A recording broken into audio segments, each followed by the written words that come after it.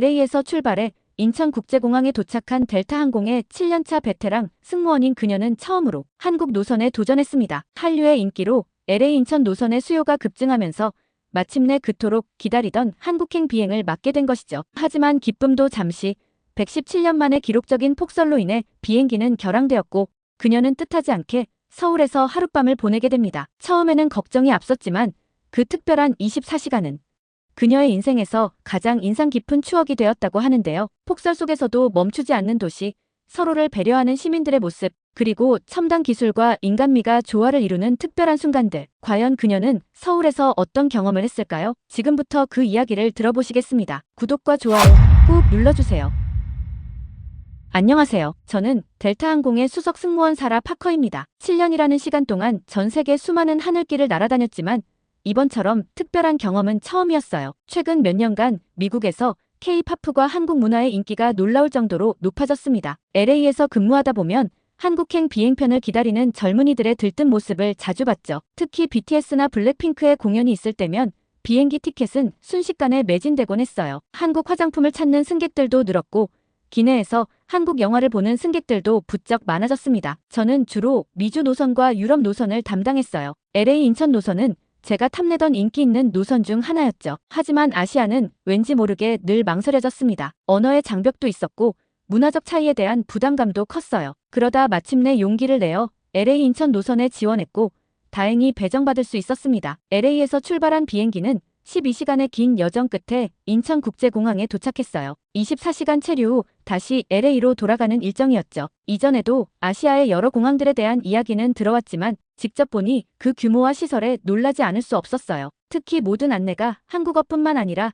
영어, 중국어, 일본어로 완벽하게 제공되는 것이 인상적이었죠. 비행 준비를 시작하면서 문득 하늘을 올려다봤어요. 뉴스에서 폭설 소식을 들었지만 설마 비행에 영향을 줄 정도일까 하는 생각이었죠. LA는 늘 화창하니까요. 하지만 시간이 갈수록 눈은 더욱 거세게 내리기 시작했습니다. 파커 승무원님, 죄송하지만 오늘 비행은 결항될 것 같습니다. 운항관리소에서 연락이 왔어요. 수석 퍼서로서 수백 번의 비행을 했지만 결항은 늘 부담스러운 일이에요. 특히 외국에서의 결항은 더욱 그렇죠. 승객들의 불만도 걱정되었고 낯선 도시에서의 체류도 걱정되었습니다. 하지만 제 걱정과는 달리 인천공항의 대처는 놀라울 정도로 체계적이었어요. 결항 공지가 나가자마자 모든 승객들에게 실시간으로 안내 메시지가 전송되었고 호텔 예약과 교통편 안내가 동시에 이루어졌습니다. 심지어 저희 승무원들을 위한 숙소 배정도 이미 준비되어 있었죠. 이쪽으로 오시면 됩니다. 호텔 셔틀버스가 대기하고 있어요. 공항 직원의 안내를 받으며 저는 문득 작년 뉴욕에서의 경험이 떠올랐어요. 그때는 폭설로 인한 결항으로 모든 것이 혼란스러웠죠. 승객들은 불만을 토로했고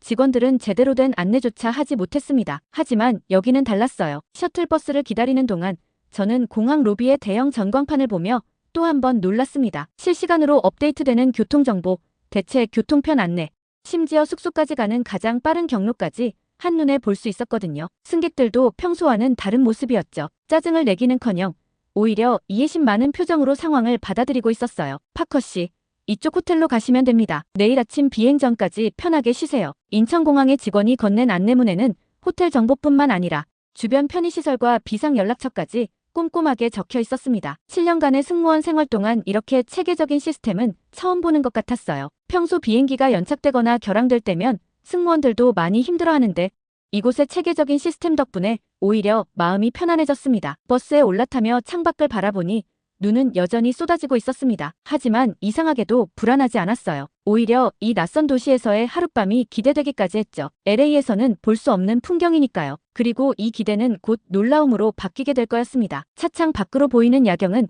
마치 동화 속 한 장면 같았어요. 쏟아지는 눈 속에서도 도시는 반짝반짝 빛나고 있었거든요. 특히 도로 곳곳에서 눈을 치우는 작업차들의 움직임이 인상적이었습니다. 마치 잘 짜여진 공연을 보는 것처럼 질서정연하게 움직이고 있었죠. 이렇게 저의 예기치 못한 서울에서의 하룻밤이 시작되었습니다. 호텔로 이동하기 전 공항 직원이 특별한 제안을 했습니다. 승무원 여러분, 공항 근처 호텔도 좋지만 서울 시내 호텔을 추천해 드리고 싶어요. 폭설이지만 공항 철도가 정상 운행 중이라 오히려 도심으로 이동하시는 게 더 좋을 것 같네요. 처음에는 망설여졌어요. 폭설이 내리는 낯선 도시의 심야 이동이 불안하게 느껴졌거든요. 하지만 동료 승무원들의 의견을 들어보니 서울 도심에서의 하룻밤이 더 특별한 경험이 될 것 같았습니다. 네, 그럼 도심으로 가는 걸로 하겠습니다. 그 순간 공항 직원의 태블릿에서 실시간으로 호텔 정보가 업데이트되었어요. 명동, 강남, 홍대 등 서울의 주요 지역별로 이용 가능한 호텔들이 한눈에 들어왔죠. 가격대, 교통편, 주변 시설까지 모든 정보가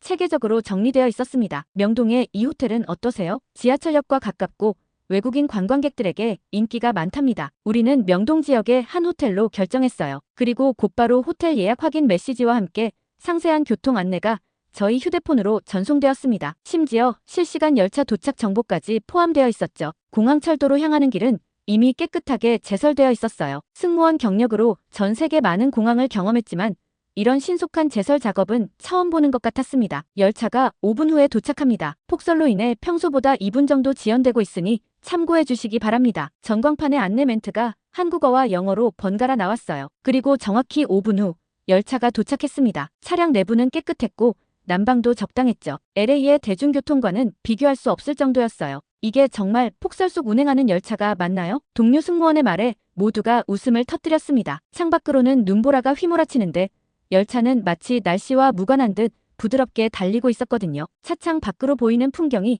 점점 도심으로 바뀌어 갔어요. 눈이 쌓인 도시의 모습이 마치 영화의 한 장면 같았습니다. 특히 인상적이었던 건 모든 역에서 실시간으로 제공되는 교통정보였어요. 다음 역에서 이번 출구로 나가시면 호텔 방향입니다. 현재 적설량 8cm, 도보 예상시간 7분이며 우산 대여 서비스를 이용하실 수 있습니다. 이런 세세한 정보 제공에 우리 모두 감탄했죠. 실제로 역에 도착해보니 우산 대여 서비스까지 정확히 안내된 대로였어요. 심지어 우산은 무료로 제공되었고 반납은 호텔 프론트에서도 가능하다고 했습니다. 역에서 호텔까지 가는 길은 이미 제설 작업이 끝나 있었어요. 밤늦은 시간임에도 상점들의 직원들이 자신의 가게 앞을 깨끗이 치우고 있었죠. LA에서는 상상도 할 수 없는 광경이었습니다. 서울, 마이 소울. 호텔 직원의 밝은 미소와 함께 체크인이 순조롭게 진행되었어요. 심지어 아침 식사 시간을 물어보더니 폭설로 인한 교통 상황을 고려해 식사 시간을 30분 일찍 시작하겠다고 했습니다. 방에 들어와 창밖을 바라보니 여전히 눈이 내리고 있었어요. 하지만 이제는 전혀 불안하지 않았습니다. 오히려 이 낯선 도시의 체계적인 시스템과 따뜻한 배려에 감동받은 밤이었죠. 침대에 누워 오늘 하루를 돌아보며 생각했어요. 결항이라는 예상치 못한 상황이 이렇게 특별한 경험이 될 줄은 몰랐다고요. 그리고 이것은 시작에 불과했습니다. 다음 날 아침, 더 놀라운 광경이 저를 기다리고 있었거든요. 특히 인상 깊었던 건 모든 시스템이 완벽하게 맞물려 돌아가는 모습이었습니다. 휴대폰을 확인해보니 항공사에서 보낸 메시지가 와 있었어요. 내일 비행 일정에 대한 상세한 안내였죠. 놀라웠던 건 단순히 비행 시간뿐만 아니라 호텔에서 공항까지 가는 상세한 교통편까지 안내되어 있다는 거였어요. 혹시 눈이 더 많이 내릴 경우를 대비해 평소보다 1시간 일찍 출발하시는 것을 권장드립니다. 첨부된 링크에서 실시간 교통 상황을 확인하실 수 있습니다. 이런 세심한 배려는 처음이었어요. 보통 다른 나라에서는 그저 비행 시간만 안내해줄 뿐 공항까지 가는 방법은 승무원들이 알아서 해결해야 했거든요. 문득 궁금증이 생겨 호텔 프론트에 전화를 걸어봤습니다. 혹시 내일 아침 일찍 택시 예약이 가능할까요? 네, 가능합니다. 지금 눈이 많이 내리고 있어서 저희가 미리 콜택시 회사와 협의해 두었어요. 몇 시로 예약해 드릴까요? 이런 준비성에 또 한 번 놀랐어요. 다른 나라 호텔들에서는 폭설이 오면 대부분 택시를 구하기 힘들 것 같다며 난색을 표했었거든요. 창밖을 다시 한번 바라보니 거리의 제설 작업이 여전히 진행 중이었습니다. 늦은 시간임에도 체계적으로 움직이는 제설차들, 그리고 자발적으로 자기 가게 앞을 쓸고 있는 상점 주인들의 모습이 보였어요. 피곤했지만 잠들기 전에 동료 승무원들과 단체 채팅방에 오늘의 경험을 공유했습니다. 이런 폭설에도 모든 게 완벽하게 돌아가는 도시는 처음이야. 맞아요. LA였다면 벌써 도시가 마비됐을 거예요. 내일은 도시 구경도 좀 했으면 좋겠어요. 이왕 이렇게 된 거 서울 구경도 해보고 싶네요. 채팅방이 갑자기 활기를 띠기 시작했어요. 모두들 처음에는 결항 소식에 실망했지만 이제는 오히려 특별한 경험을 기대하는 분위기였죠. 방 안의 에어컨도 인상적이었어요. 밖은 춥지만 실내 온도는 쾌적하게 유지되고 있었거든요. 심지어 창문 가까이 가도 한기가 느껴지지 않았습니다. 이중창 시스템이 완벽하게 갖춰져 있었나 봐요. 침대에 누워 TV를 틀어보니 날씨 채널에서 실시간 기상 상황을 전하고 있었습니다. 특이한 건 단순히 날씨 예보만 하는 게 아니라 시간대별로 어떤 교통편을 이용하는 것이 좋은지까지 안내하고 있더라고요. 내일은 더 기대되네요. 저도 모르게 중얼거렸어요. 평소 같았다면 낯선 도시에서의 결항은 큰 스트레스였을 텐데 오늘은 왠지 새로운 모험이 시작되는 것 같은 설렘이 느껴졌습니다. 새벽부터 이어진 눈으로 호텔 창밖은 하얀 세상이 되어 있었어요. 시차 적응이 되지 않아 일찍 일어난 저는 호텔 1층 라운지로 내려왔습니다. 따뜻한 커피 한 잔을 들고 창가에 앉아 서울의 아침 풍경을 바라보기로 했죠. 아직 동이 트기 전이었지만 거리는 이미 활기찼어요. 새벽부터 제설 작업이 시작되었는지 대로변은 깨끗이 치워져 있었고 상점 주인들은 자신의 가게 앞을 부지런히 쓸고 있었습니다. LA에서는 상상도 할 수 없는 광경이었죠. 벌써 많은 분들이 나오셨네요. 프론트 직원이 다가와 커피를 리필해주며 말했습니다. 그의 설명으로는 서울 시민들은 눈이 올 때마다 이렇게 자발적으로 제설 작업에 참여한다고 해요. 그것도 새벽부터요. 시간이 흐르며 출근길 인파가 하나둘 모이기 시작했습니다. 버스 정류장에 사람들이 줄을 서기 시작했는데 그 모습이 또 하나의 놀라움이었어요. 질서정연하게 줄을 서서 기다리는 모습이 마치 영국의 버스 정류장 같았거든요. 버스 도착까지 3분 남았습니다. 전광판의 안내를 보고 있자니 정확히 3분 후에 버스가 도착했어요. 뉴욕에서는 상상도 할 수 없는 정확성이었죠. 더 놀라운 건 폭설이 내리는 상황에서도 이 정확성이 유지된다는 점이었습니다. 호기심이 생겨 저도 잠시 밖으로 나가보기로 했어요. 지하철역으로 향하는 길은 이미 많은 사람들로 붐비고 있었지만 혼잡하다는 느낌은 들지 않았습니다. 모두가 질서 있게 움직이고 있었거든요. 지하철역에 들어서자 또 다른 세상이 펼쳐졌어요. 깨끗한 역사, 완벽한 안내 시스템, 그리고 스크린도어까지. 7년간의 승무원 생활로 전 세계 많은 도시의 지하철을 경험했지만 이런 수준의 시설은 처음이었습니다. 이번 열차는 잠시 후 도착합니다. 승강장 가장자리에서 한 걸음 물러서 주세요. 안내방송이 나오자 모든 사람들이 자연스럽게 뒤로 물러섰어요. 파리나 뉴욕의 지하철에서는 보기 힘든 광경이었죠. 열차가 도착하자 먼저 내리는 사람들을 기다렸다가 차례대로 탑승하는 모습도 인상적이었습니다. 가장 놀라웠던 건 환승 시스템이었어요. 다른 노선으로 갈아타기 위해 이동하는 동안 모든 안내가 완벽했습니다. 심지어 에스컬레이터에서도 좌측으로 비켜서서 우측은 걸어가는 사람들을 위해 비워두더라고요. 지하철에서 버스로 갈아타는 과정이 이렇게 편리할 수 있다니. 뉴욕의 펜실베이니아 역이나 파리의 샤를드골 공항역과는 비교도 할 수 없을 정도였습니다. 환승 통로는 마치 쇼핑몰처럼 깨끗하고 밝았어요. 중간중간 설치된 안내 시스템에서는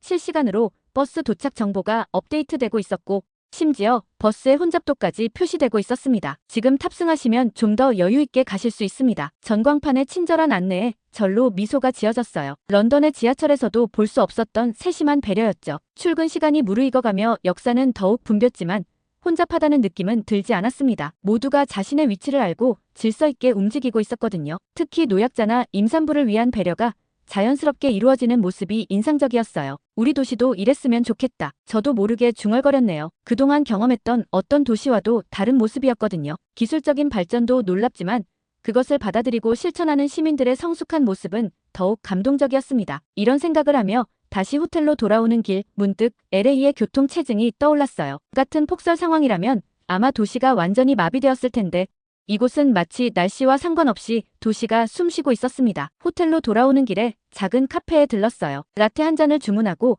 창가에 앉아 다시 한번 거리를 관찰했습니다. 여전히 도로에는 제설 작업이 계속되고 있었어요. 아메리카노 한 잔 더 필요하신가요? 카페 직원이 다가와 물었습니다. 제가 승무원 유니폼을 입고 있어서인지 외국인인 걸 알아보고 영어로 말을 걸어주더라고요. 이런 작은 배려에도 감동을 받았습니다. 어제보다 눈이 더 많이 왔는데도 도시가 이렇게 잘 움직이는 게 신기해요. 제 말에 직원은 웃으며 대답했어요. 서울은 이제 이 정도 눈은 문제 없어요. 시스템도 잘 갖춰져 있고 시민들도 다들 협조적이거든요. 창밖으로는 등교하는 학생들이 보이기 시작했습니다. 눈이 쌓인 인도를 걸으면서도 질서정연하게 움직이는 모습이 인상적이었어요. 특히 건널목에서 녹색 신호를 기다리는 모습은 마치 스위스의 작은 도시를 보는 것 같았습니다. 문득 스마트폰으로 네이버 지도를 다운로드받아 살펴보았어요. 실시간으로 업데이트되는 정보의 정확도가 놀라웠습니다. 뉴욕의 MTA 앱이나 런던의 TFL 앱과는 비교도 할 수 없을 정도로 직관적이고 정확했죠. 이 정도 서비스라면 관광객들도 쉽게 이용할 수 있겠어요. 실제로 앱을 보니 영어는 물론 중국어, 일본어까지 완벽하게 지원되고 있었습니다. 심지어 실시간 열차 위치, 출구 정보, 주변 명소까지 한눈에 확인할 수 있더라고요. 호텔로 돌아오는 길에 우연히 버스를 놓친 승객을 보았어요. 하지만 그들은 전혀 당황하지 않았습니다. 전광판에 표시된 다음 버스 도착 시간을 확인하고 차분히 기다리고 있었거든요. 이런 모습은 파리나 로마에서는 상상도 할 수 없는 광경이었죠. 호텔 로비에 도착하니 아침 식사를 하러 나온 동료 승무원들이 보였어요. 그들도 저처럼 일찍 일어나 서울의 아침 풍경을 구경했나 봅니다. 사라, 너도 봤어? 이런 폭설에도 도시가 완벽하게 돌아가는 거 정말 놀랍지 않아?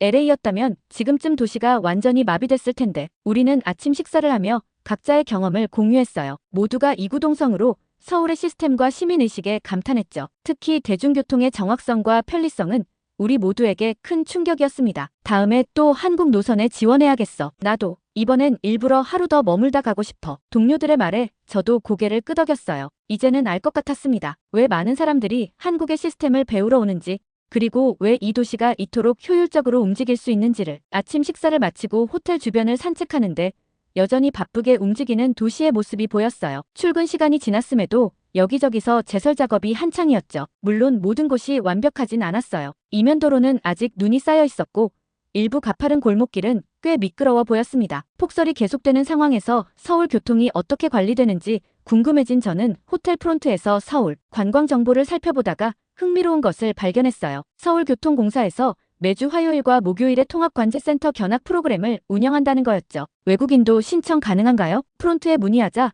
직원이 친절하게 설명해 주었어요. 교통공사 홈페이지를 통해 누구나 무료로 신청할 수 있고 외국인을 위한 영어 가이드도 준비되어 있다고 하더군요. 마침 오늘이 목요일이었고 폭설로 인해 자리도 여유가 있어 바로 신청할 수 있었습니다. 안녕하세요. 김태현입니다. 오늘 관제센터를 둘러보시죠. 김태현 과장님은 영어로 유창하게 저를 맞이했어요. 전 세계 교통 전문가들이 자주 방문한다고 하네요. 특히 폭설 대응 시스템을 배우러 오는 분들이 많다고 합니다. 관제센터에 들어서자마자 압도되었어요. 거대한 스크린이 벽면 가득 설치되어 있었고 그 위에는 서울 전역의 교통 상황이 실시간으로 표시되고 있었습니다. 지하철, 버스는 물론 주요 도로의 제설 현황까지 한눈에 볼 수 있었죠. 지금 보시는 건 AI 기반 통합관제 시스템입니다. 기상 상황에 따라 교통량을 예측하고 최적의 배차 간격을 자동으로 조정해요. 시스템의 정교함에 놀랐어요. LA의 교통관제센터도 가본 적이 있지만 이 정도로 통합된 시스템은 처음 보았습니다. 특히 인상적이었던 건 버스와 지하철의 완벽한 연계였어요. 폭설이 내릴 때는 특별 모드로 전환됩니다. 모든 제설 차량의 위치가 실시간으로 공유되고 시민들의 제보도 즉시 반영되죠. 스크린 한쪽에서는 시민들의 실시간 제보가 올라오고 있었어요. 미끄러운 구간이나 제설이 필요한 곳을 알려주면 즉시 가까운 제설 차량으로 정보가 전달된다고 합니다. 관제실 한쪽에서는 외국어 전담팀이 근무하고 있었어요. 24시간 영어, 중국어, 일본어로 대응이 가능하다고 합니다. 런던의 교통관제센터는 영어만 지원하는데 말이죠. 가장 자랑스러운 건 교통약자를 위한 특별관제 시스템이에요. 엘리베이터나 에스컬레이터 고장이 발생하면 즉시 대체 경로를 안내하고 필요한 경우 직원이 직접 지원을 나가기도 합니다. 시스템이 첨단화되어 있으면서도 그 중심에는 늘 사람이 있다는 점이 인상적이었어요. 파리의 교통 시스템은 완전 자동화를 추구하지만 서울은 기술과 인간미의 조화를 중요하게 생각한다고 하네요. 실제로 이번 폭설 때도 시스템이 완벽하게 작동하고 있나요? 제 질문에 김 과장님은 모니터 하나를 가리켰어요. 실시간 배차 정확도가 98.5%를 기록하고 있었습니다. 뉴욕의 지하철이 평소에도 85% 정도인 것을 생각하면 놀라운 수치였죠. 이 시간에 견학을 마치며 저는 서울의 교통 시스템이 가진 진정한 강점을 이해할 수 있었어요. 그것은 단순한 기술의 발전이 아닌 시민과 시스템의 완벽한 조화였습니다. 다음 견학은 다음 주 화요일입니다. 관심 있으신 분들은 미리 예약해주세요. 김 과장님의 말씀처럼 서울의 시스템은 누구나 와서 배우고 경험할 수 있도록 열려 있었어요. 그리고 그 시스템의 중심에는 늘 시민들의 필요가 있었죠. 이것이 바로 서울이 다른 도시들과 차별화되는 지점이 아닐까 생각했습니다. 견학을 마치고 나오는 길에 특별한 공간을 하나 더 볼 수 있었어요. 바로 시민체험관이었죠. 여기서는 실제 관제 시스템의 축소 버전을 직접 체험해 볼 수 있었습니다. 이곳은 학생들의 견학 코스로도 인기가 많아요. 미래의 교통 전문가들이 이곳에서 꿈을 키우죠. 체험관에서는 실제 상황을 가정한 시뮬레이션도 해볼 수 있었어요. 폭설이 내리는 상황에서 어떻게 대처해야 하는지, 지하철 사고가 났을 때 어떻게 대응해야 하는지 등을 직접 경험해 볼 수 있었죠. 서울의 교통 시스템이 이렇게 발전한 것도 시민들의 참여가 있었기 때문이에요. 이 체험관에서 나온 시민들의 의견이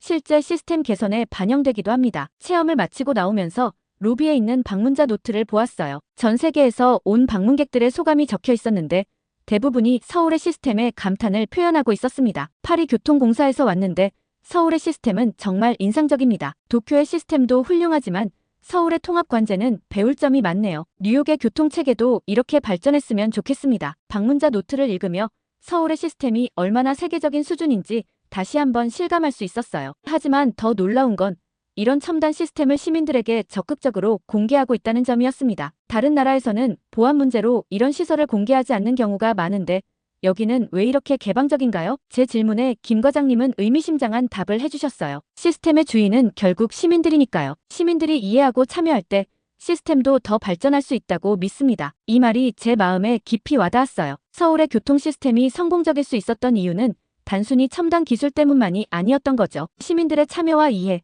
그리고 그것을 이끌어내기 위한 행정의 노력이 있었기에 가능했던 것 같습니다. 홍보관에서 나와 지하철을 타고 돌아가는 길, 이제는 다른 눈으로 서울의 교통 시스템을 바라볼 수 있었어요. 완벽해 보이는 이 시스템 뒤에는 수많은 사람들의 노력과 협력이 있었다는 것을 알게 되었으니까요. 하지만 가장 큰 깨달음은 따로 있었습니다. 아무리 뛰어난 시스템도 결국은 그것을 사용하는 사람들의 것이어야 한다는 점이었어요. 서울은 그 점을 정확히 이해하고 실천하고 있었습니다. 길을 걷다가 지도를 들고 서 있는 외국인 관광객 가족을 보았어요. 몇몇 사람들은 바쁜 걸음으로 그냥 지나쳤지만 한 회사원으로 보이는 분이 발걸음을 멈추고 다가갔습니다. 서툰 영어로 길을 설명하려 애쓰는 모습이 인상적이었어요. 완벽한 영어는 아니었지만 스마트폰의 지도 앱을 보여주며 최선을 다해 도와주려는 모습이 따뜻해 보였습니다. 사실 저도 처음에는 길 찾기가 쉽지 않았어요. 도로명과 건물 번호를 이해하기가 어려웠거든요. 지하철역은 쉽게 찾을 수 있었지만 그 주변의 출구 번호가 너무 많아 헷갈렸죠. 하지만 길을 물어볼 때마다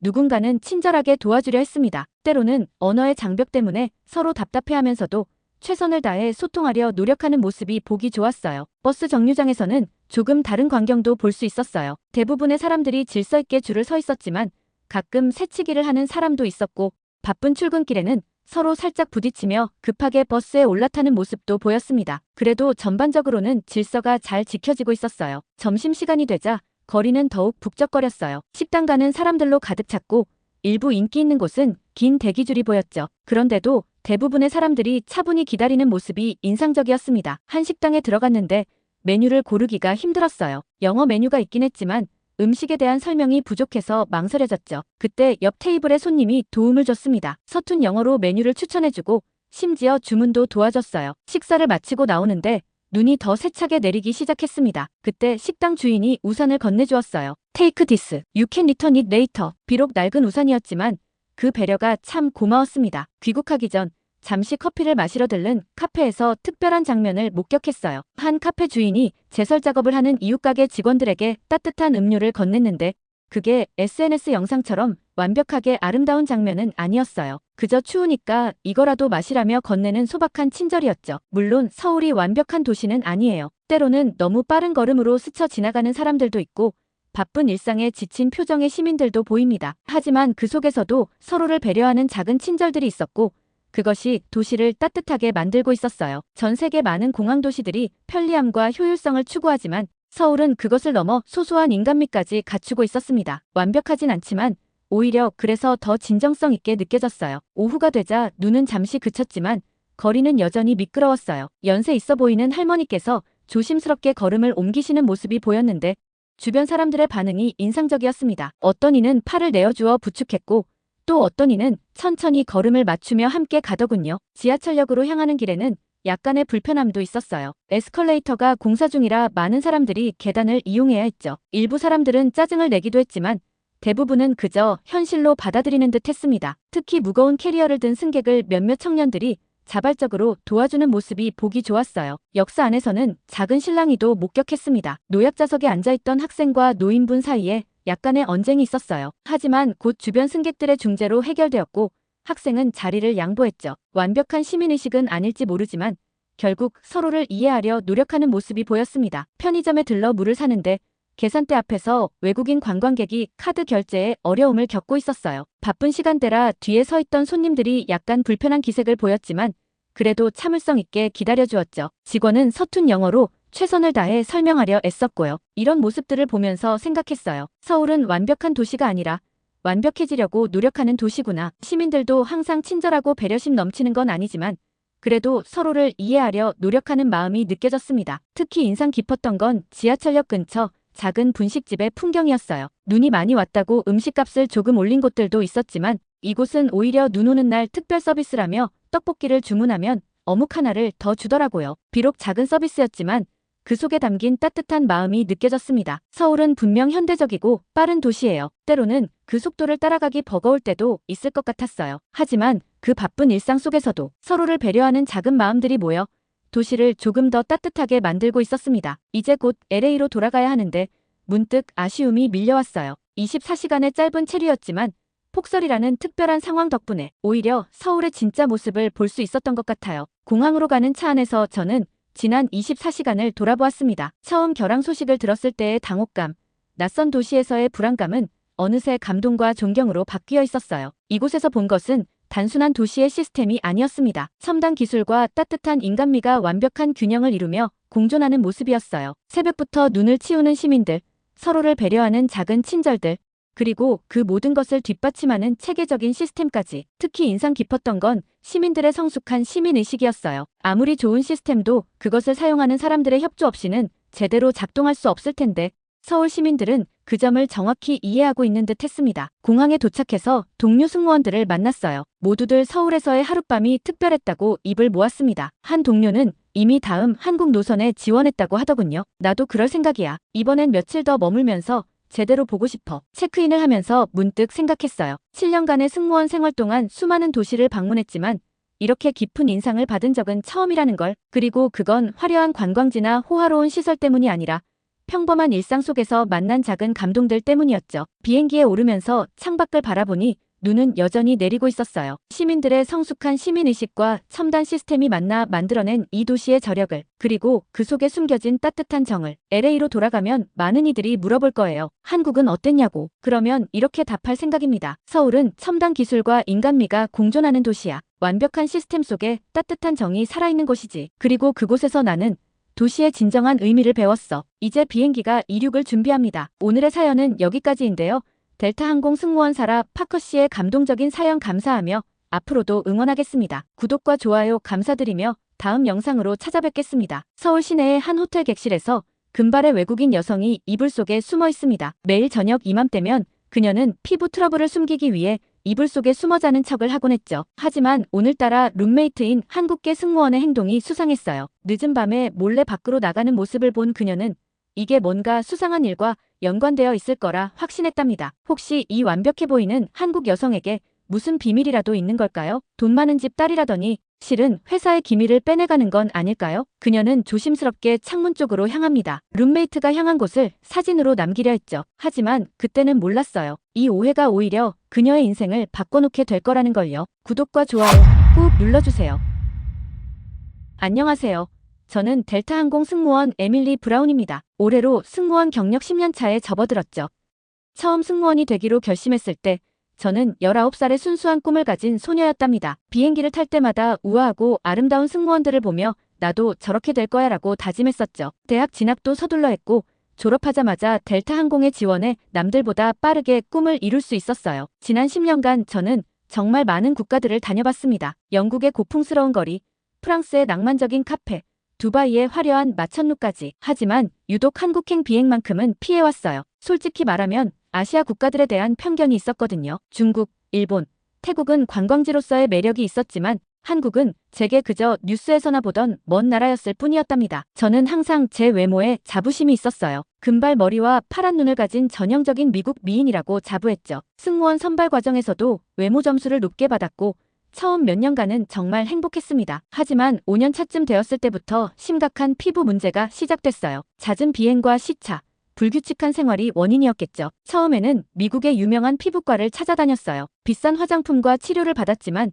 효과는 일시적이었죠. 점점 더 많은 돈을 쏟아부었지만 제 피부는 나아질 기미가 보이지 않았답니다. 매일 아침 두꺼운 메이크업으로 피부 트러블을 가리는 게 일상이 되었어요. 그러던 어느 날 우리 항공사에 신입 승무원이 들어왔어요. 한국계 미국인이라고 자기소개를 하던 제인 김이었죠. 처음 제인을 봤을 때 느낀 건 질투였어요. 도자기처럼 하얀 피부, 완벽한 메이크업, 늘 단정한 모습, 게다가 상위 1% 재벌 가문 출신이라는 소문까지 돌았거든요. 솔직히 말하면 저는 제인이 미웠어요. 매일 거울을 볼 때마다 늘어나는 여드름, 자국과 붉은 반점들로 고민하는 제게 제인의 완벽한 피부는 마치 저를 조롱하는 것처럼 느껴졌거든요. 특히 제인이 화장을 거의 하지 않고도 깨끗한 피부를 유지하는 모습을 볼 때면 더욱 그랬죠. 에밀리, 제인의 멘토가 되어줄 수 있나요? 수석 승무원의 말에 저는 속으로 한숨을 쉬었습니다. 제가 멘토가 되어야 한다니 이보다 더 불편할 수는 없었죠. 저는 그때 최악의 시기를 보내고 있었거든요. 심각한 피부 트러블로 매일 아침 2시간씩 화장을 해야 했고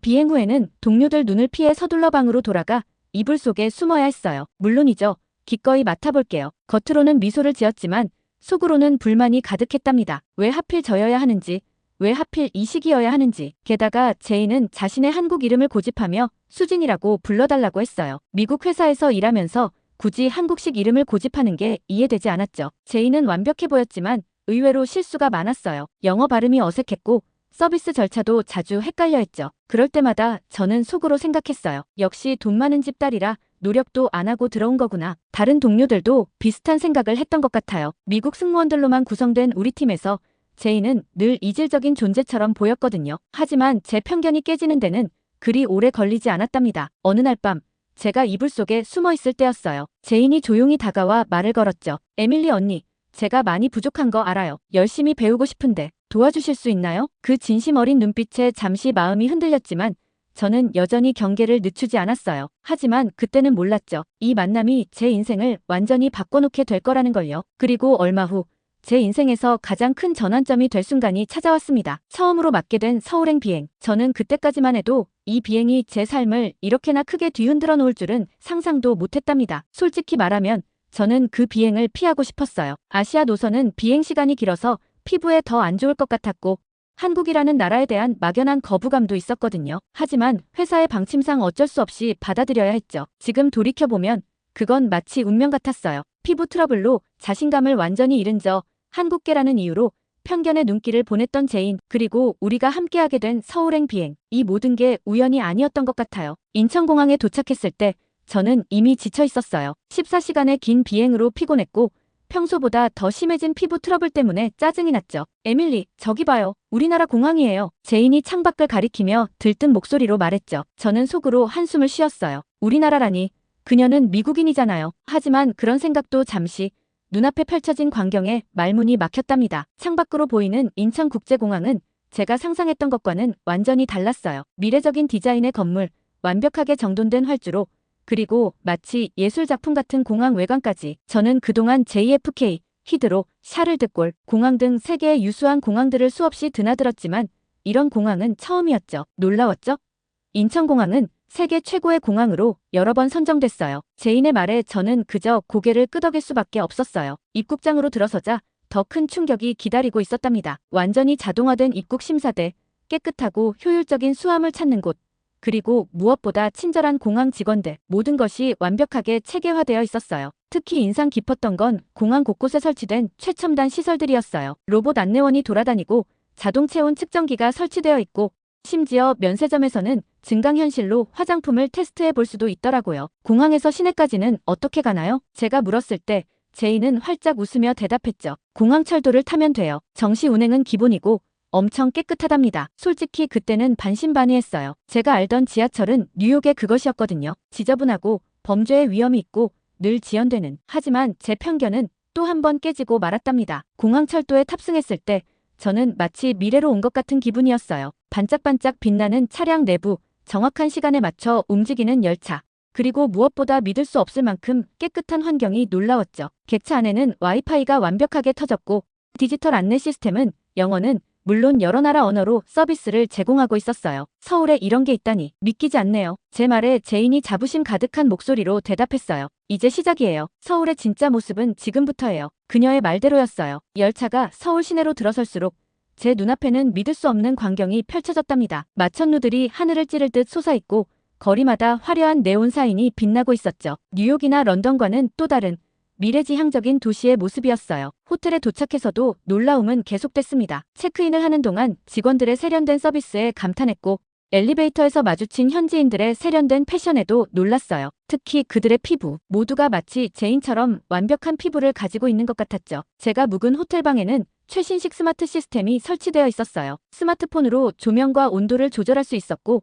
욕실에는 첨단 비데가 설치되어 있었죠. 심지어 창문은 버튼 하나로 암막 커튼이 자동으로 내려왔답니다. 에밀리, 내일 시내 구경 좀 해볼래요? 제가 안내해드릴게요. 제인의 제안에 저는 잠시 망설였어요. 피곤하기도 했고 피부 상태도 좋지 않았거든요. 하지만 이상하게도 이 도시에 대해 더 알고 싶다는 호기심이 생겼답니다. 좋아요, 제인. 당신의 서울을 보여주세요. 그렇게 저는 생각지도 못한 서울에서의 모험을 시작하게 되었어요. 그때는 몰랐죠. 이 도시가 제 인생을 이렇게나 크게 바꿔놓을 거라는 걸요. 지금 생각해보면 그건 단순한 여행이 아니었어요. 저의 편견이 깨지고 새로운 세상을 발견하게 되는 특별한 여정의 시작이었답니다. 특히 기억에 남는 건 지하철을 타고 다니면서 느낀 놀라움이에요. 모든 역에 설치된 스크린도어, 와이파이가 끊기지 않는 통신 환경, 그리고 믿을 수 없을 정도로 정확한 도착 시간까지. 뉴욕의 지하철만 알았던 제게는 그야말로 문화 충격이었죠. 여기 지하철엔 왜 이상한 냄새가 안 나죠? 제가 순진하게 묻자 제인이 웃음을 터뜨렸어요. 당연하죠. 한국의 대중교통은 세계 최고 수준이에요. 청결은 기본이죠. 그날 밤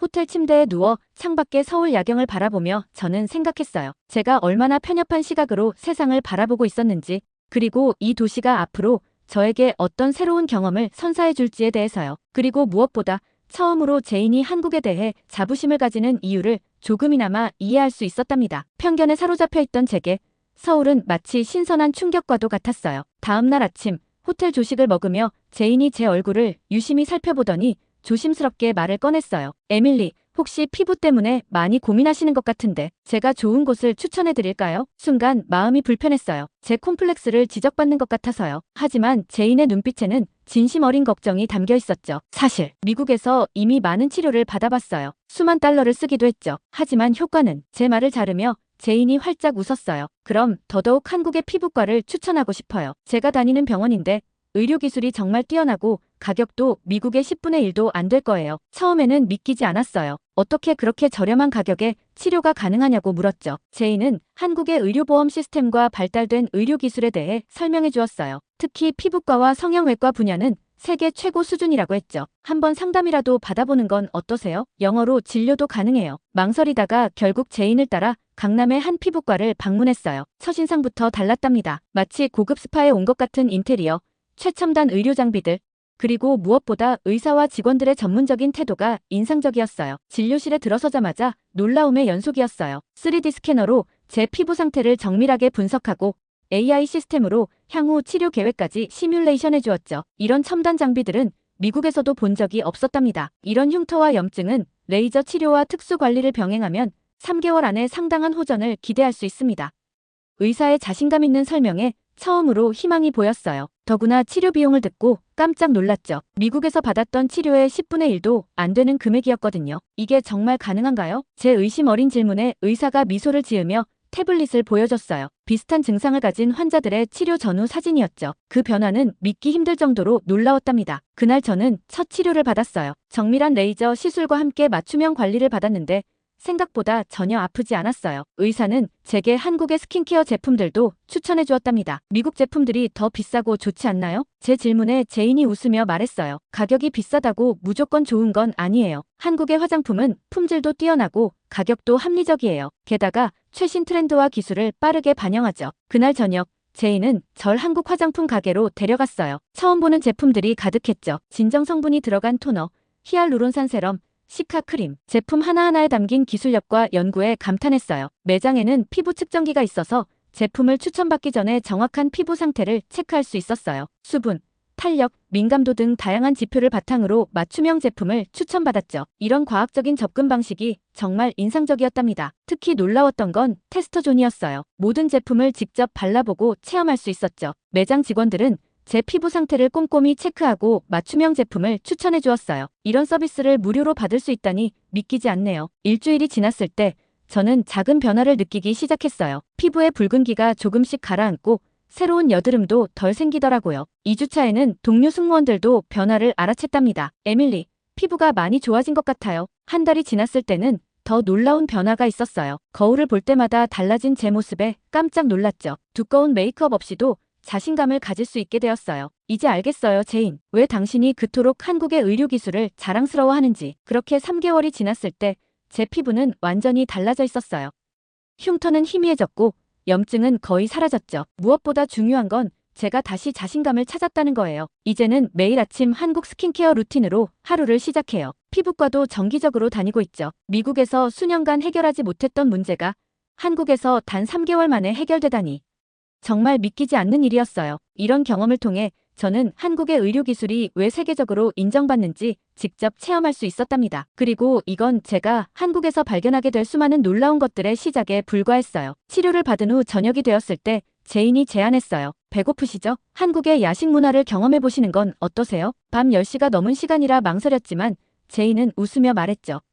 여기는 밤이 또 다른 낮이에요. 게다가 정말 안전하답니다. 스마트폰을 꺼내더니 무언가를 빠르게 터치하는 제인을 보며 물었어요. 뭐 하는 거예요? 치킨 주문이요. 30분 안에 배달된답니다. 여기서는 배달의 민족이라는 앱으로 거의 모든 음식을 주문할 수 있어요. 저는 믿기지 않았어요. 이런 늦은 시간에 배달이 된다고요? 하지만 정확히 25분 후 문 앞에 따뜻한 치킨이 도착했죠. 배달 기사님은 늦은 시간임에도 친절하게 인사하고 가셨어요. 이게 가능하다니 믿기지 않네요. 뉴욕에서는 이런 시간에 배달은 상상도 못할 일이에요. 있다고 해도 안전하지 않아서 시도조차 하지 않을 거예요. 제인은 한국의 배달 문화에 대해 설명해 주었어요. 음식뿐만 아니라 거의 모든 것을 24시간 배달할 수 있다고 하더군요. 심지어 편의점 상품까지도요. 새벽에 급하게 필요한 생필품도 30분 안에 받아볼 수 있다니 정말 놀라웠죠. 편의점 배달이요? 그건 또 뭐예요? 호기심에 제인을 따라 밖으로 나섰어요. 거리는 여전히 밝고 활기찼죠. 곳곳에서 사람들이 여유롭게 걸어다니고 가게들도 대부분 영업 중이었어요. 특히 인상적이었던 건 밤거리의 밝기였어요. 뉴욕의 으슥한 밤거리와는 비교도 안 되게 환했죠. 24시간 편의점에 들어섰을 때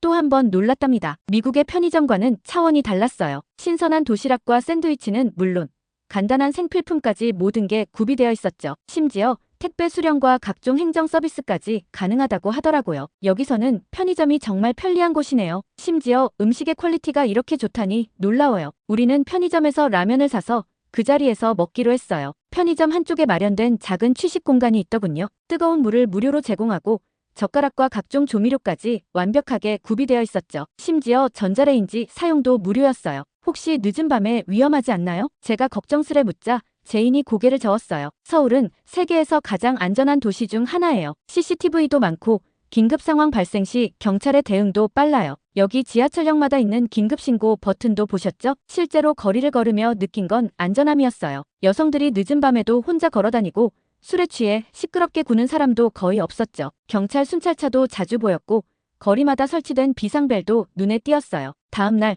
제인이 점심 메뉴를 고르는데 또 한 번 놀랐어요. 스마트폰 하나로 주변의 모든 식당 메뉴를 확인할 수 있더군요. 리뷰와 평점은 물론 실시간 대기 현황까지 볼 수 있었답니다. 여기 모든 게 디지털화되어 있네요. 정말 편리해요. 맞아요. 한국은 IT 강국이잖아요. 이런 편리함이 일상이 된 거죠. 식당 예약부터 주문, 결제까지 모든 게 스마트폰으로 가능해요. 주문한 음식이 도착하고 나서도 놀라움은 계속됐어요. 음식을 시키자 기본 반찬들이 무료로 나오고 물도 셀프로 마음껏 마실 수 있었죠. 심지어 추가 주문을 할 때는 테이블에 있는 태블릿으로 간단히 해결할 수 있었어요. 이런 서비스를 받으면서도 팁을 안 줘도 된다니 믿기지 않네요. 제인은 한국의 서비스 문화에 대해 설명해 주었어요. 기본적으로 높은 수준의 서비스를 제공하는 것이 당연하게 여겨지며 그것을 위해 별도의 팁을 받지 않는다고 하더군요. 미국에서는 상상도 할 수 없는 일이에요. 이런 수준의 서비스를 받으려면 최소 20% 이상의 팁을 줘야 할 텐데 길을 걷다가 우연히 본 카페에서도 놀라운 경험을 했어요. 주문한 음료가 나올 때까지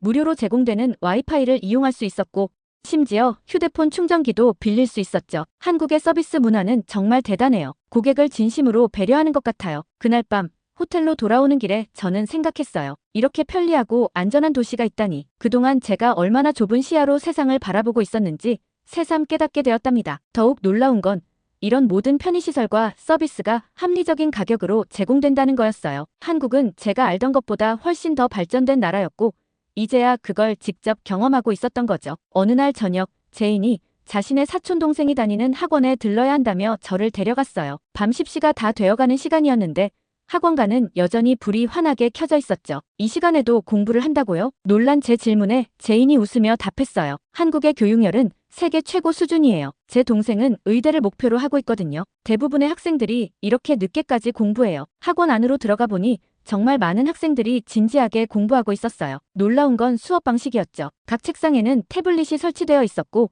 선생님의 설명이 실시간으로 디지털 노트에 기록되고 있었어요. 이건 정말 혁신적이네요. 미국의 일반 학교에서는 상상도 못할 일이에요. 제인은 한국의 교육 시스템에 대해 자세히 설명해 주었어요. 높은 대학 진학률, OECD 국가 중 최상위권의 학업 성취도, 그리고 특히 수학과 과학 분야에서의 뛰어난 성과까지. 그래서 한국이 IT 강국이 될 수 있었나 봐요. 다음 날 제이는 저를 삼성 디지털시티로 데려갔어요. 그곳에서 본 최첨단 기술들은 정말 충격적이었답니다. 접히는 디스플레이, 인공지능 가전제품, 오지 기반의 스마트시티 시스템까지. 믿기지 않아요. 제가 알던 한국은 그저 개발도상국 정도였는데 그때 제인이 진지한 표정으로 말했어요. 많은 서양 사람들이 아직도 한국을 그렇게 생각해요. 하지만 보세요.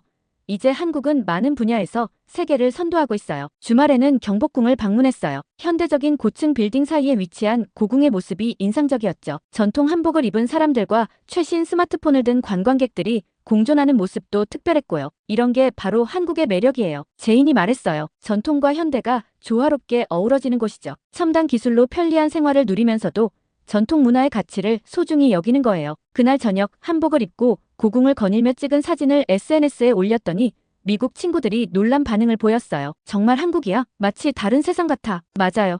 저도 처음에는 그랬으니까요. 하지만 이제는 달라졌어요. 한국은 제가 알던 것보다 훨씬 더 발전되고 현대적이며 동시에 전통의 아름다움도 간직한 나라였거든요. 특히 인상 깊었던 건 사람들의 높은 교양 수준이었어요. 지하철에서 만난 시민들 대부분이 책을 읽거나 어학 공부를 하고 있었죠. 그것도 단순한 책이 아닌 어려운 전공 서적이나 영어 원서를 읽고 있더라고요. 한국인들은 정말 교육열이 대단해요. 평생학습이 일상화되어 있죠. 제인의 설명에 고개를 끄덕일 수밖에 없었어요. 어느 날은 삼성전자 매장에 들렀는데 그곳에서 본 기술력에 또 한 번 놀랐답니다. 접히는 스마트폰, 8K TV, 인공지능 비서가 탑재된 냉장고까지. 이런 제품들이 모두 한국 기업에서 만들어졌다는 게 믿기지 않았어요. 예전에는 한국 제품하면 싸구려라고만 생각했는데 이제는 애플보다도 더 혁신적인 제품들을 내놓고 있잖아요. 맞아요. 제 인식이 완전히 바뀌고 있었던 거죠. 한국은 더 이상 개발도상국이 아닌 오히려 많은 면에서 미국보다 앞서가는 나라였어요. 그동안 제가 얼마나 편협한 시각으로 세상을 바라보고 있었는지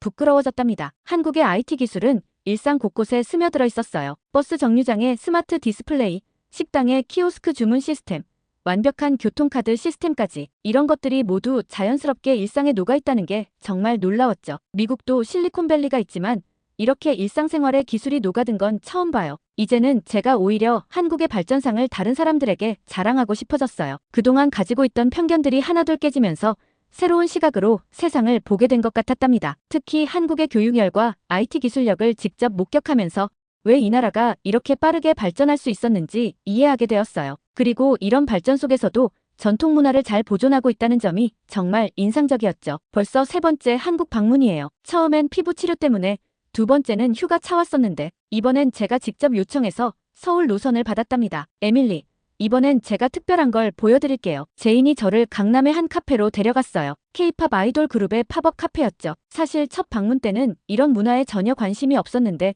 이번엔 달랐어요. 이게 방탄소년단이에요. 세계적으로 엄청난 인기를 얻고 있죠. 제인의 설명을 들으며 음악을 듣는데 이상하게 귀에 감기는 거예요. 영어 가사가 자연스럽게 섞인 음악, 완벽한 퍼포먼스, 세련된 뮤직비디오의 퀄리티까지. 미국의 팝스타들과는 또 다른 매력이네요. 두 번째 방문 때는 이런 곳이 있는지도 몰랐어요. 사실 첫 방문 때는 치료와 휴식에 집중했었고 두 번째 방문에서는 주로 한국 음식을 발견하는데 시간을 보냈거든요. 한식이 단순히 김치와 불고기만이 아니라는 걸 알게 된 것도 그때였어요. 그날 저녁 제이는 제게 또 다른 한국 문화를 소개해 주었어요. 바로 한국 드라마였죠. 오징어 게임부터 사랑의 불시착까지 다양한 장르의 드라마를 보여주었어요. 우리나라에서는 한국 드라마를 단순한 멜로물로만 생각하는데 이렇게 다양한 장르가 있다니 놀라워요. 특히 인상적이었던 건 제작 퀄리티였어요. 할리우드 드라마 못지않은 영상미와 연출력, 그리고 배우들의 섬세한 연기까지. 이런 걸 왜 진작 몰랐을까 하는 아쉬움이 들 정도였죠. 두 번째 방문 때 발견했던 한식의 매력도 이번에는 더 깊이 이해하게 되었어요. 고기나 화학 조미료 없이도 이렇게 깊은 맛을 낼 수 있다는 게 놀라웠죠. 첫 방문 때는 한식이 너무 맵고 낯설었는데 이제는 하루라도 안 먹으면 허전할 정도예요. 이번 방문의 하이라이트는 찜질방이었어요. 사실 두 번째 방문 때도 제인이 추천했었는데 그때는 왠지 망설여졌거든요. 하지만 이번에 용기를 내어가 보니 이것이야말로 진정한 한국 문화 체험이더라고요. 처음에는 낯설었지만 이제는 주말마다 오고 싶어요. 이런 휴식 문화는 미국에는 없는 것 같아요. 매 방문마다 새로운 한국의 모습을 발견하는 것이 즐거워요. 첫 번째는 의료기술과 편의시설에 놀랐고 두 번째는 음식 문화에 매료되었죠. 그리고 이번에는 K-팝, 드라마, 영화 같은 대중문화의 매력을 제대로 알게 되었어요. 특히 기생충 같은 영화를 보면서 한국 문화의 깊이를 새삼 느꼈답니다. 단순한 오락거리가 아닌 사회적 메시지와 예술성이 조화를 이룬 수준 높은 작품이었거든요. 이제 알겠어요. 왜 한류가 전 세계적으로 인기 있는지. 처음 방문 때는 이해하지 못했던 거예요. 3번의 방문을 통해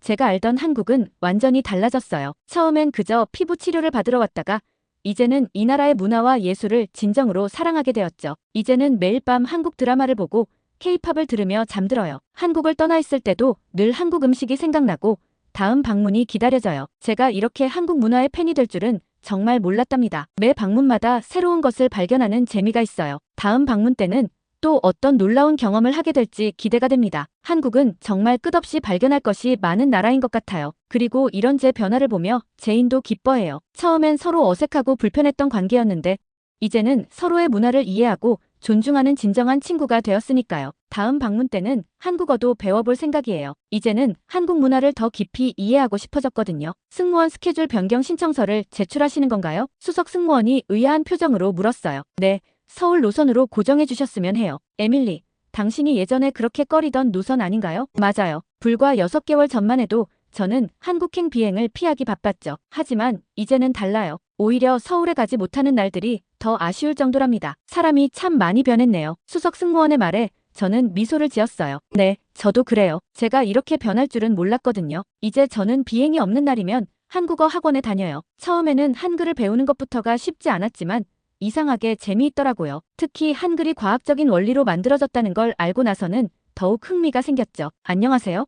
저는 에밀리입니다. 서툴지만 한국어로 인사를 건네면 한국 승객들이 환하게 웃으며 반겨주세요. 그럴 때마다 더 열심히 공부해야겠다는 의욕이 생긴답니다. 동료들도 저의 변화를 눈여겨보더라고요. 휴게실에서 한국 화장품을 추천해달라고 물어보는 동료들이 늘어났고 한국 음식점 추천을 부탁하는 사람들도 많아졌어요. 에밀리, 너 정말 한국 전문가가 됐구나. 동료들의 말에 저는 쑥스럽지만 뿌듯한 마음이 들었어요. 특히 기뻤던 건 제인과의 관계예요. 처음에는 그저 귀찮은 후배였는데 이제는 제가 가장 신뢰하는 친구가 되었죠. 서로의 문화를 이해하고 배우면서 우리는 진정한 친구가 되었답니다. 에밀리 언니, 기억나요? 처음 만났을 때 제인이 장난스럽게 물었어요. 어떻게 있겠어요? 내가 얼마나 편견에 사로잡혀 있었는지. 우리는 이제 함께 웃을 수 있어요. 그때의 어색했던 순간들을, 서로를 오해했던 시간들을, 모든 게 우리를 더 가깝게 만든 소중한 추억이 되었으니까요. 요즘은 한국 문화를 알리는 일에도 적극적이에요. 제 SNS에는 한국의 다양한 모습을 소개하는 게시물들이 가득하죠. 처음에는 몇 명의 친구들만 관심을 보였는데 이제는 수천 명의 팔로워들이 제 게시물을 기다린답니다. 미국인의 시선으로 바라본 한국의 모습이 신선하다는 댓글들을 받을 때면 가슴이 뿌듯해요. 제가 조금이나마 두 나라의 문화적 거리를 좁히는데 기여하고 있다는 생각이 들거든요. 얼마 전에는 회사에서 문화교류 프로그램의 앰베서더로 저를 지명했어요. 한국과 미국을 오가는 승무원들에게 문화적 차이를 이해시키고 더 나은 서비스를 제공할 수 있도록 돕는 역할이죠. 당신이 가장 적합한 사람이에요, 에밀리. 인사팀장님의 말씀에 가슴이 뭉클했어요. 돌이켜보면 정말 많은 것이 변했어요. 한국에 대한 편견으로 가득했던 제가 이제는 한국 문화를 전파하는 사람이 되다니, 제 인생에서 이보다 더 큰 변화가 있었을까요? 이제 저는 자신있게 말할 수 있어요. 편견을 깨는 것이 얼마나 값진 경험인지, 새로운 문화를 받아들이는 것이 얼마나 우리를 성장시키는지를. 한국은 제게 단순한 여행지가 아닌 제 인생을 바꿔놓은 특별한 나라가 되었답니다. 다음 비행은 어디예요? 누군가 물으면 저는 환하게 웃으며 대답해요. 서울이요. 제가 가장 좋아하는 도시죠. 이제 한국행 비행기에 오르면 마치 제 두 번째 고향으로 돌아가는 것 같은 기분이 들어요. 그리고 또 어떤 새로운 발견들이 저를 기다리고 있을지 설렘으로 가득하답니다. 이렇게 저의 여정은 계속되고 있어요. 한국과 미국 두 나라의 문화를 이어주는 다리가 되어 더 많은 사람들에게 서로를 이해하고 존중하는 법을 알려주고 싶어요. 그리고 무엇보다 제가 그랬던 것처럼 누군가의 편견과 선입견이 깨지는 순간을 지켜보고 싶답니다. 그것이야말로 제가 경험한 가장 아름다운 변화였으니까요. 오늘의 사연은 여기까지인데요. 델타항공 승무원 에밀리 브라운 씨의 감동적인 사연 감사하며 앞으로도 응원하겠습니다. 구독과 좋아요 감사드리며 다음 영상으로 찾아뵙겠습니다.